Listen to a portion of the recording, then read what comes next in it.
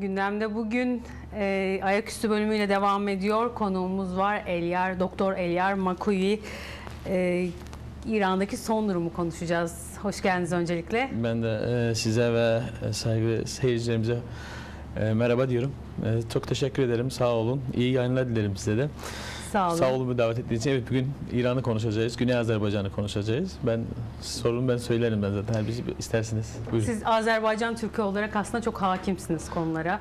O bölgede Türkler var. Onların durumu. Genel bir İran'daki son durumu alalım sizden, sonrasına devam edelim. İran denilen bugünkü coğrafyada biliyorsunuz %50'si en azından Türktür. Zaten İran'ın Dışişleri Bakanı Salih Ankara'da basın açıklamasını dedi ki İran'da azaltarak böyle söylediğinde İran'ın %40'ı Türktür dedi. Azaltarak dediler ama biliyorsunuz orada etkili bir... Yarı yarıya bir olay. Evet, yarı yarıya. Biz etkiliyiz orada Türk olarak. Aynı zamanda ülkenin çoğunluğuyuz. Kaç etnik, en büyük etnik biziz orada. Yıllardan beri 1200 yıl orada hakimiyette, imparatorluklarda olmuşuz. Kacarlarda, Sefevilerde, Selçuklarda. Bugün de oradayız. En son durumda İranlarda duymuştunuz herhalde. Bir ekonomi olarak bir protestolar oldu. Evet. Biraz İran'da malum bölgenin durumundan dolayı, İran kaç ülkede savaştığından dolayı, Suriye'de, Yemen'de, Irak'ta, Lübnan'da, Filistin'de fazla para harcadığından dolayı bir de Amerikan ambargoları vardı önceden. Ülkenin ekonomi durumu çok kötüye gitti. Kriz gibi yani, ama bunu da devlet millete yansıttı yani. Kendileri çok devlet adamları, hakimiyette olanlar çok iyi durumlar olsa da millete bu ekonomik krizi millete yansıttılar ve milletin ekonomi durumu çok kötü, işsizlik çok kötü. Üniversiteden mezun olanlar hiç iş yoktur. Ve ayrıca son günlerde de çok pahalılıklar oldu. Özellikle mesela bu pahalılığın bahanası yumurtadan başladı. Yumurta 3 katına 4 katına geldi. Ama bankalar da iflas yapmış durumdalar. Millet bankaya yatırdığı paraları artık geri alamadılar. Protestolar başladı. Özellikle ilk günde protestolar Meşhed'den başladı. Ama bunlar da kendi içlerinde bir reformistler ve köktenciler, ırkçılar, özür dilerim, radikallar İran'da bir kendi aralarında 2016 Cumhurbaşkanı seçimlerinden sonra bir kavgaları vardı. Aslında burada dini lider Hamenei'nin taraftarları sözde reformist Cumhurbaşkanlığı darbe yapıp görevden almak istiyordular. Böyle bir olay vardı. Deşifre olmuştu. Böyle kendileri adamların bir ayarladılar, protesto yapalım diye Meşhed şehrinden başladılar. Hakim olacaklar diye zannetmişler ama millet de durumu çok kötüdü. Millet zaten diyorlar ya, bıçak kemiğe gelmiş artık böyle. Bu millet yorulmuştur. Bahane arıyordur. Bir de baskı var orada. İdamlar vardır. Millet korkuyor biraz da. Ama böyle bir Meşhed şehrine şeriat sistemini getiriyor. Şeriat sistemini getiriyor. Evet, böyle baskı olduğundan dolayı millet sonuçta orada Meşhed'den bu hareket çıkınca sanki bunları kontrol edecekleri düşünüyordular. Ama başka şehirlere sıçradı ve bunları kontrol edemediler. Evet. Ama çok fazla değil yani, her şehirde 100 kişi, 150 kişi çıkıp cesaretle yorulmuşlar. Ekonomi sorunlarını dile getirdiler. Hakimiyet istemiyoruz dediler. Rejim istemiyoruz dediler sonunda. Ölüm olsun sloganları attılar. Ölüm olsun Cumhurbaşkanı, ölüm olsun dini lidere. Böyle sloganlar attılar. Ve bu gittikçe, ama bir olay vardı. Bu ilk başta başlandığında reformistlerle radikallerin kavgası olduğu için çok fazla yürümedi.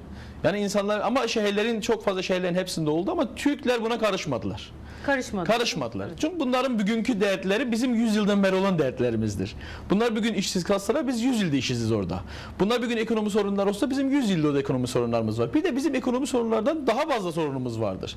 Evet. Bizim kimliğimizi bile orada kabul etmiyorlar. Yani 100 yıldan 1200 yıl biz orada hakimiyette olduğumuza, imparatorlukta olduğumuza rağmen İngiltere, Rusya, emperyalist elleriyle biz hakimiyeti kaybetmişiz orada. Farslar Pehleviler 1920'den sonra geldiğinde biz orada şimdi meruz durumdayız. Yani bizim haklarımız verilmiyor, seçme hakkımız yoktur.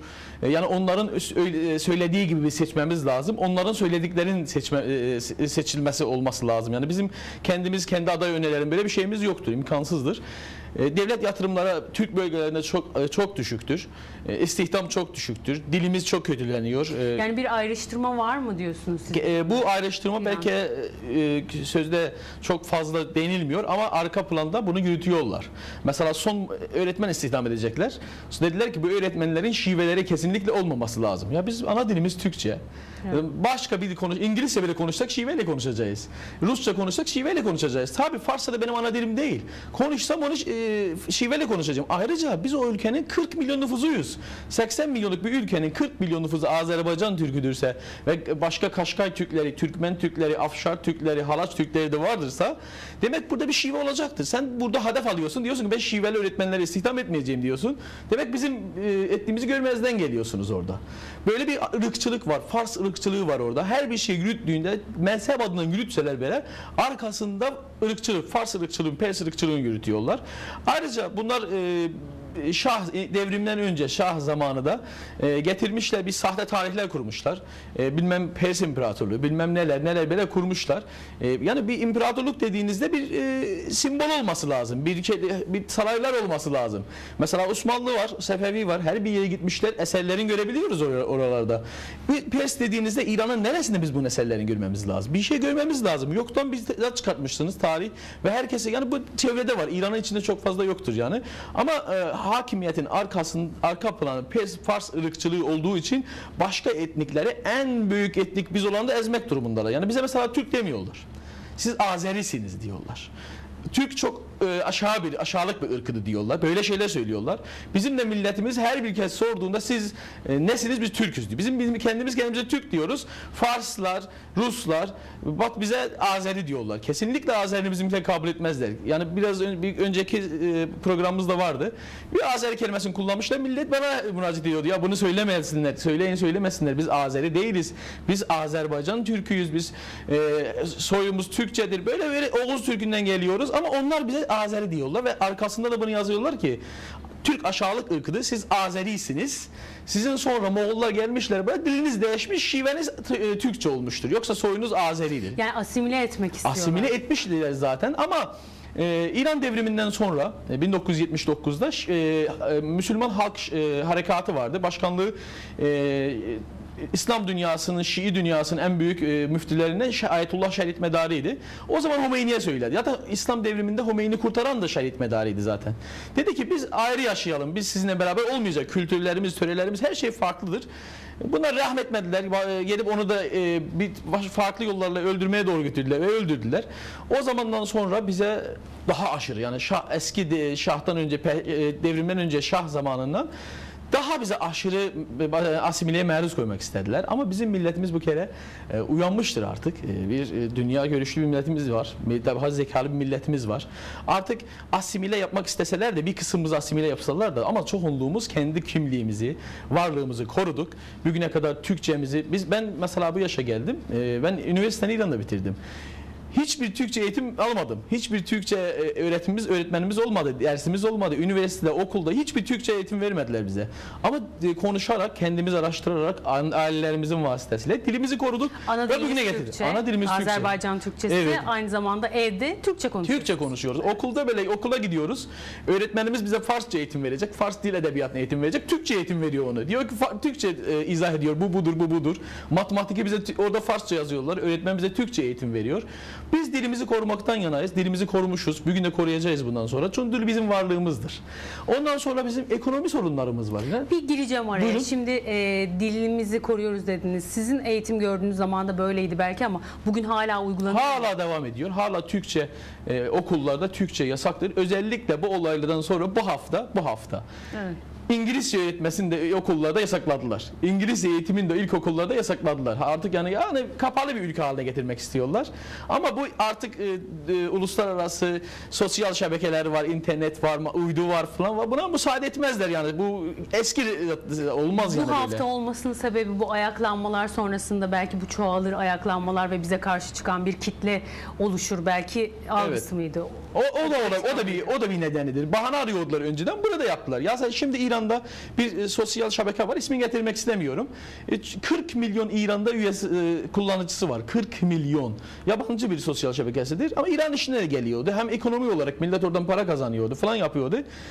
Bunlar kendi sorunların kendilerinden görmezden geldiler. Yani bizim rejimin hiçbir sorunu yoktur. Millet cennette yaşıyor diye. O sosyal şebekeni kapattılar ki millet oradan ayarlanmış bu protestolar. Ya millet zaten zulüm altındadır. Ama bizim Türk milleti söylediğim gibi bu olaylarda sessiz kaldı.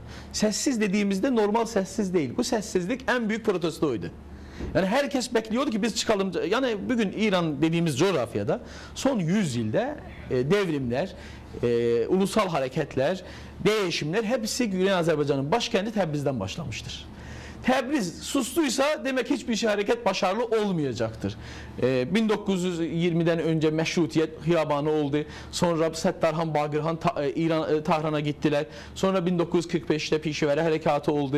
1979 devrimleri de böyle bir şehit medarı yapmıştı. 1995'te yasal olarak, buna dikkat edersiniz, yasal olarak Doktor Mahmud Ali Çehriganlı Təbriz'den İran Millet Meclisi'ne milletvekili adayı oluyorlar. Yasal yollara diyorlar ki biz gideceğiz mecliste kendi hakkımızı savunacağız. Kendi haklarımızı vereceğiz, isteyeceğiz ve onu yürüteceğiz. Kendisi de üniversite hocasıdır, rektör yardımcısıdır. Ama müsaade etmediler. Siz Türkçe, biz Türküz diyemezsiniz, Türkçe konuşamazsınız ve onu baskılara maruz kaldılar ve o günden bu yana Güney Azerbaycan Milli Harekatı gündeme çıktı. Biz orada hareketimizi kendi içimizden, kendi milletimize dayanarak, söylenerek başladık. Bugün milletimiz artık kendi haklarını biliyor, kendi haklarını istiyor. Bundan devam ettiriyor. Ama biz artık bugünkü protestocuların sloganlarıyla biz aynı istikamette olamayız. Neden ki? Onlar tekrardan sloganlarında şah istiyorlar.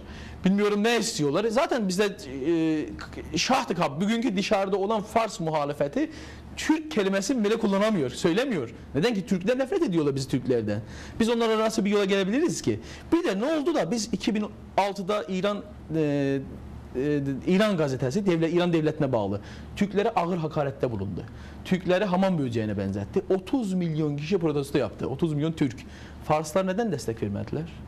2015'te tekrardan İran Milli Televizyonu bizi bir diş fırçası olayı çıktı. Siz hatırlıyorsunuz. O diş fırçası olayında yine yüz binlerle kişi şehirlerde yüz binlerle protesto yaptı. Yine Fars medyasından haber çıkmadı. Tüm İran devrimi boyu İran televizyonlarında en kötü karakterleri Türklere verdiler. Türklerin en yüksek mertebeye gelmesine müsaade etmediler. Ya biz o toprakların sahibiyiz. Biz başka yerden oraya köçmemişiz. Bizim orada İslam'dan sonra 1200 yıllık imparatorluğumuz vardır. Kacarlar Türk, Sefeviler Türk, Afşarlar Türk, Selçuklar Türk. Bunlar hepsi Türk'tüler. Siz nasıl bizi görmezden gelebilirsiniz? Biz o zaman sizi yaşattık. Biz o zaman ayrımcılık yapmadık. Biz Türkler hakimiyette olduğumuzda Fars'ı, Arap'ı, Beluç'u herkesi yaşattık. Herkesi kendi haklarını kullanmasına izin verdik, müsaade ettik. Hatta böyle Farsça'nın da yanılmasına müsaade ettik. Bugün ne oldu da bir hakimiyeti elinize geçti? Bizim kendi haklarımızı bile yaşatmamıza müsaade etmiyorsunuz. Yani bizim böyle bir iptidai bir haklardı. Yani ilk taban haklardır, insan haklarıdır. İnsan hakları, biz barışçıl bir hareketiz. Biz hiç zaman silah almadık elimize. Hiç zaman silahtan bile konuşmadık. Neden ki bizi haklı olduğumuz yerde neden kendimizi daha haksız duruma getirelim ki? Bir de şimdi bunu söylüyorum da belki arkadaşlar diyorlar yok bu kadar İran'da Türkler çalışıyorlar. Mesela devlet bakanlık kurumlarında vardı, bakan değil ama şimdi mesela son devlette hiçbir Türk yoktur. Hiçbir Türk bakan yoktur. Ya ülkenin %40'ı en azından kendileri söylediğine dayanıyorum. %40'ı Türktür. Hiçbir Türk bakan yoktur. Bu olur mu hiç? Ya bu o kadar önemli bir olaydır ki. Mesela şimdi belki 2 ay önce haberlerde duydunuz. Sizin de haberlerde söylediler. Ülkenin dini lideri çıkıp bir çocukla konuştu. Siz Türkçe biliyorsun dedi. Anası dedi yok o Türkçe, biz Türk'üz ama Türkçe bilmiyor. Dedi ki neden Türkçe öğretmemişsiniz? Türkçe öğretmeniz lazım. Ne oldu? O 40 yıldan sonra mı hatırladınız Türkçe öğrenilmesi? Neden düne kadar Azeri diyordunuz? İran-Irak Savaşı'nda, İran Irak'ı kuşattığında en büyük tugay Türklerin tugayıydı. Ne oldu? Savaşta bize Türk dediniz. Savaş bitti biz Azeri mi olduk? Ne oldu? Savaş olanda bizim odalarda Türkler odası yazıyordunuz. Ondan sonra biz Azeri mi olduk? Ne oldu? O ülkenin Fars Dil Edebiyat Günü var. Kimin gününe denk getirmişler? Türk şairi olan Şehriyar'ın doğum gününe denk getirmişler. Şehriyar'ın en büyük eseri Heydər Baba'ya Salam Türkçedir. Siz nasıl da o günü görüyorsunuz ama onun Türkçe en büyük eserini göremiyorsunuz. Yani böyle bir söylediğim gibi biz barışçıl bir hareketiz. Biz demokratik bir hareketiz. Biz seçme hakkı istiyoruz. Biz kendi haklarımızı kendimiz belli etmesini istiyoruz. Yani Türkiye'de başka etniklere verilen hakların milyonda biri orada bize verilse biz orada cennet gibi yaşarız. Yani bu kadar diyorum yani. Ama bu yoktur maalesef. Maalesef şimdi orada yoktur. İran'daki psikolojik şiddetten bahsettiniz. Nefret söylemleri var dediniz. Evet. Onun dışında fiziki olarak ya da o şeriatın hükmü siz, yani oradaki yaşayan kere- Türklere geçerli mi? Yani Evet. ayrımcılıktan bahsediyorsak şayet İran halkıyla Türk halkına yapılan aynı oranda mı yapılıyor? Bir kere İran'da idam var. Yani bir korkunç bir olay. Şeriat sistemi. Bir o idam var. İstediği adamı idam edebilir. Farklı iller, birisine casus diye idam eder. Birisine mülhit dediğimizde İslam'a karşı diye idam eder. Birisine istediği insanı, mesela orada mezhep değişme idamdır. Mezhep değişmenin suç adı idamdır. Yani öyle bir suçlarlar insanı. Bu böyle giderse zaten insanlar korkacaklar. Zaten insanlar konuşamayacaklar. Bugün diyorlar ki biz yok sevinmemiz lazım. Bizim coğrafyada güvenlik var. Hiçbir şey olmuyor. Yani güvenlik, hangi güvenlik var? Basın özgürlüğü yoktur. Bir kere siz hiç İran'da olan haberleri İran devletinin, rejiminin filtreliğinden geçmezse siz duyamazsınız. İmkansızdır. Ya Facebook'ta insanlar kendileri yazacaklar. Zaten o ünlü medyalar da Facebook'tan yazdığına çok itibar etmiyorlar. Yani itibarlı bir medyadan duyamazsınız. İran buna müsaade etmez. Ondan sonra diyorsunuz ki güvenliğim var. Ya iflas yapmış millete güvenlik ne eder ki? Millet ekonomi olarak iflas yapmış, kültürel olarak iflas yapmış.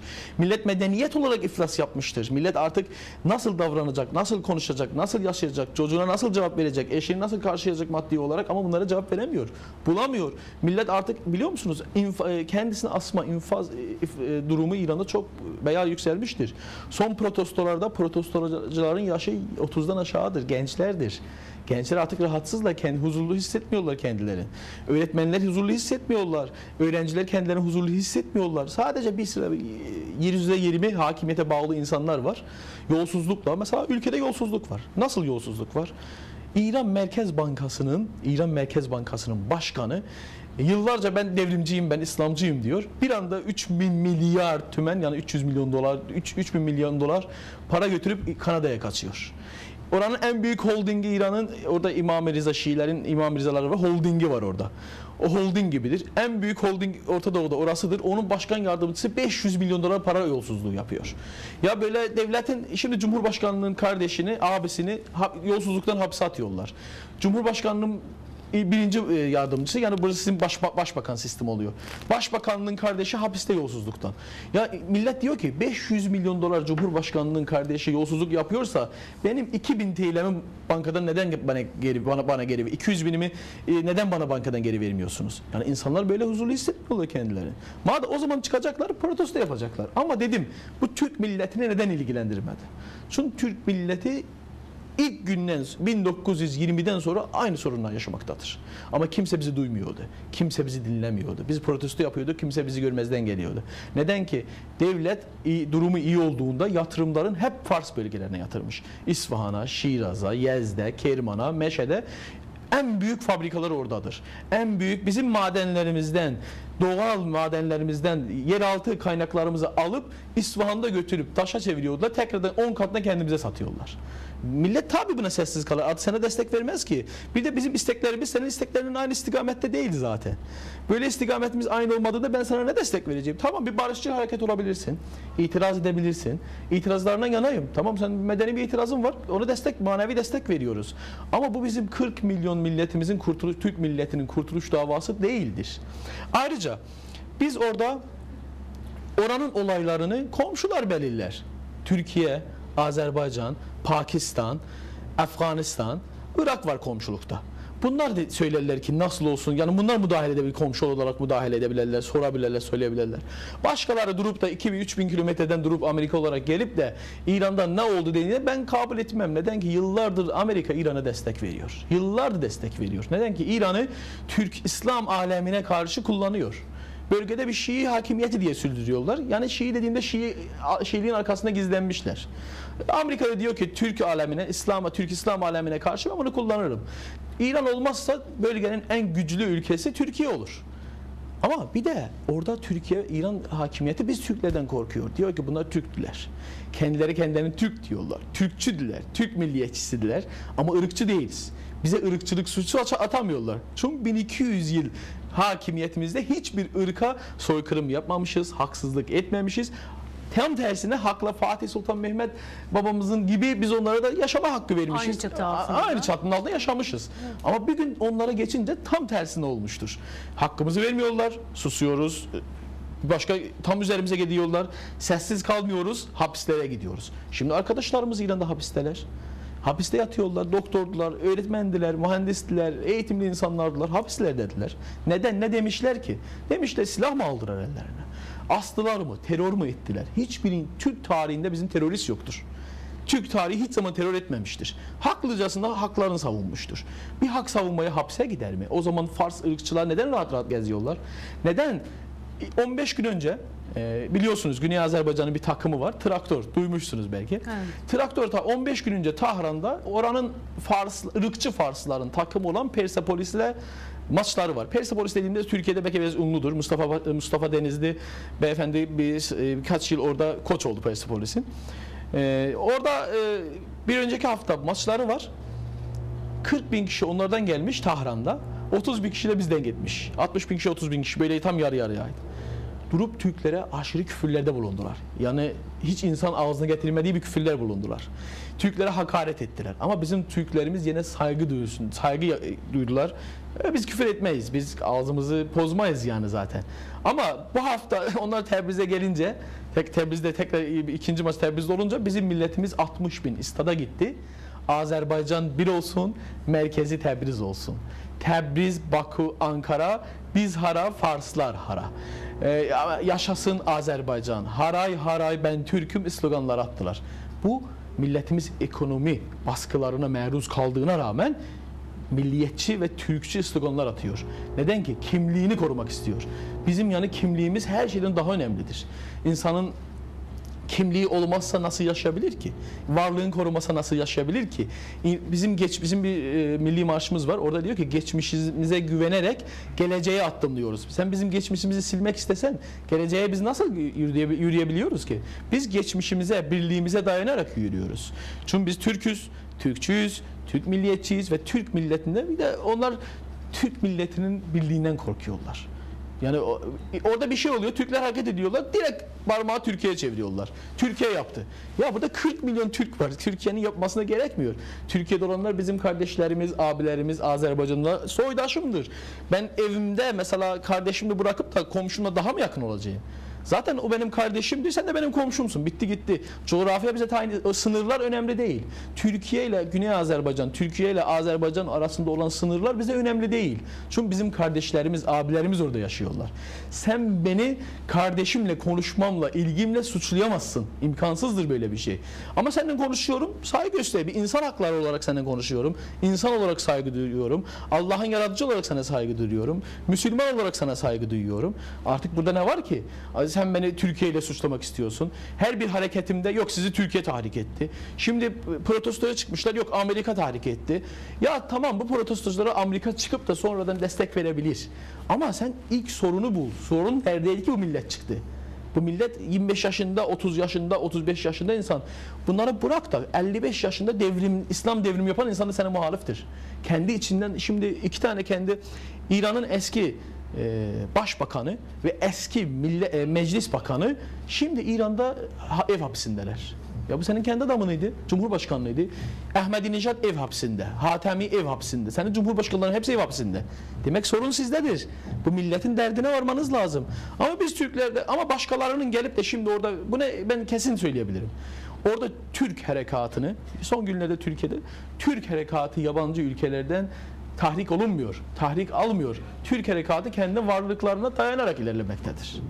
Evet efendim, çok teşekkür ederiz. Ben teşekkür ederim, sağ olun. Elyar Makuyi bizlerleydi. İran'daki, bölgedeki Türklerin yapısını sizden dinledik. Evet. Şu anki mevcut durumunu da. Çok teşekkür ederiz. Değerli bilgiler verdiğiniz için ve katılımınız için. Ben teşekkür ederim. İyi yayınlar dilerim size. Teşekkür ederiz.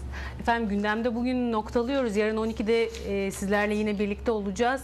Bengü Türk TV yeni yayın dönemine yeni programlar da eklenmişti. Bunlardan biri de Hilal etkisiydi. Muhammed Kutlu ve genel yayın yönetmenimiz Metin Özkan'ın birlikte yaptıkları program saat 17'de, o da sizlerle birlikte olacak. Şimdilik hoşça kalın.